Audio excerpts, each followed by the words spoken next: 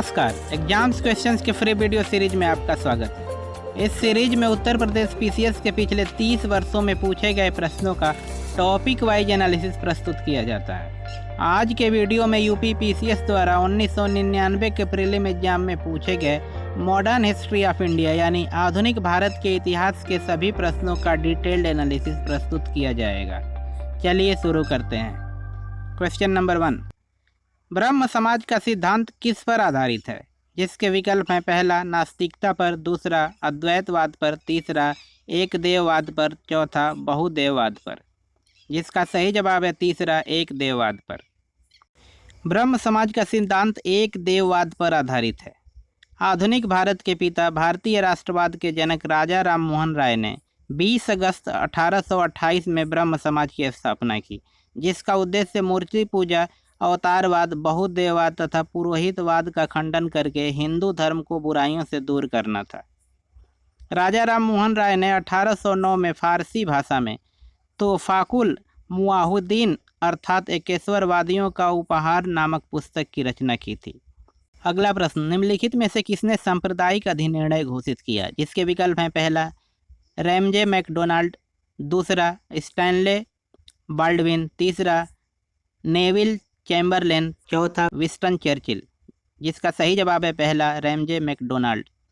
द्वितीय गोलमेज सम्मेलन में विभिन्न संप्रदायों तथा दलितों के लिए पृथक निर्वाचन मंडल के विषय में कोई सहमति न बन पाने के पश्चात 16 अगस्त 1932 को ब्रिटिश प्रधानमंत्री रैमजे मैकडोनाल्ड ने सांप्रदायिक अधिनिर्णय यानी कम्युनल अवार्ड की घोषणा की, जिसके अंतर्गत प्रत्येक अल्पसंख्यक समुदाय के लिए विधानमंडलों में कुछ सीटें सुरक्षित कर दी गईं, जिसके सदस्यों का चुनाव पृथक निर्वाचन मंडल द्वारा किया जाना था। इस अधिनिर्णय द्वारा दलित वर्ग को भी अल्पसंख्यक मानकर हिंदुओं से अलग कर दिया गया। अगला प्रश्न, यतीन दास किस आरोप में बंदी बनाए गए थे? जिसके विकल्प है पहला मेरठ षड्यंत्र, दूसरा पेशावर षड्यंत्र, तीसरा लाहौर षड्यंत्र, चौथा चटगांव सशस्त्र लूट। जिसका सही जवाब है तीसरा लाहौर षड्यंत्र। यतीन दास लाहौर षड्यंत्र केस में बंदी बनाए गए थे। HSRA के 2 सदस्य भगत सिंह तथा बटुकेश्वर दत्त ने 8 अप्रैल 1929 को केंद्रीय विधानसभा में बम फेंका। दोनों लोगों को गिरफ्तार कर केंद्रीय असेंबली बम कांड के अंतर्गत मुकदमा चलाया गया। बाद में HSRA संगठन के 16 क्रांतिकारियों के ऊपर लाहौर षड्यंत्र केस के अंतर्गत मुकदमा चलाया गया। 23 मार्च 1931 को भगत सिंह, राजगुरु और सुखदेव को फांसी दे दी गई, जबकि लाहौर षड्यंत्र कांड के अंतर्गत गिरफ्तार यतीन दास ने जेल में राजनीतिक बंदी का दर्जा प्राप्त करने के लिए भूख हड़ताल की। 64वें दिन की भूख हड़ताल के बाद सितंबर 1929 में उनकी मृत्यु हो गई। अगला प्रश्न, महात्मा गांधी के साथ चंपारण सत्याग्रह में भाग लेने वालों में कौन सम्मिलित थे? जिसके विकल्प हैं पहला वल्लभ भाई पटेल और विनोबा भावे, दूसरा जवाहरलाल नेहरू और राजेंद्र प्रसाद, तीसरा राजेंद्र प्रसाद और अनुग्रह नारायण सिंह, चौथा महादेव देसाई और मणिदेव पटेल। जिसका सही जवाब है तीसरा राजेंद्र प्रसाद और अनुग्रह नारायण सिंह। 3 कठिया पद्धति द्वारा अंग्रेजों के अत्याचार तथा भारतीय किसानों की समस्याओं से गांधी जी को चंपारण के एक किसान राजकुमार शुक्ल ने कांग्रेस के लखनऊ अधिवेशन में अवगत कराया तथा चंपारण आने का आग्रह किया। महात्मा गांधी के साथ चंपारण सत्याग्रह में भाग लेने वालों में राजेंद्र प्रसाद, JV कृपलानी, महादेव देसाई, अनुग्रह नारायण सिंह, राजकिशोर प्रसाद, नासिर पारिक, ब्रिज किशोर आदि थे।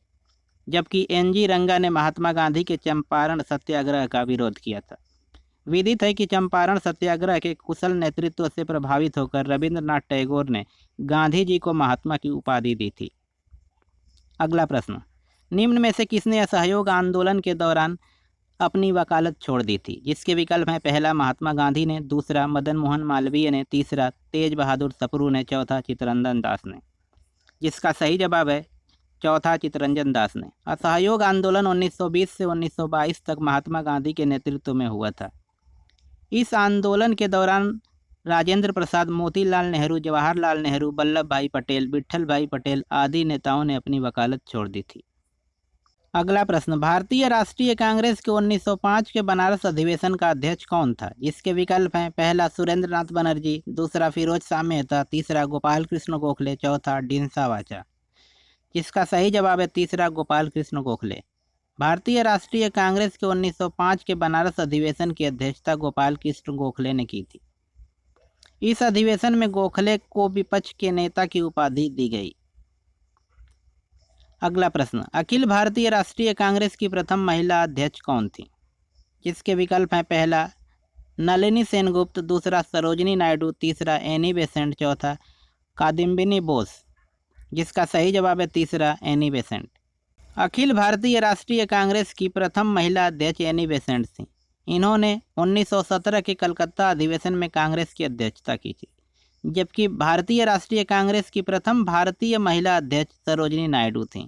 इन्होंने कानपुर अधिवेशन 1925 में कांग्रेस की अध्यक्षता की थी।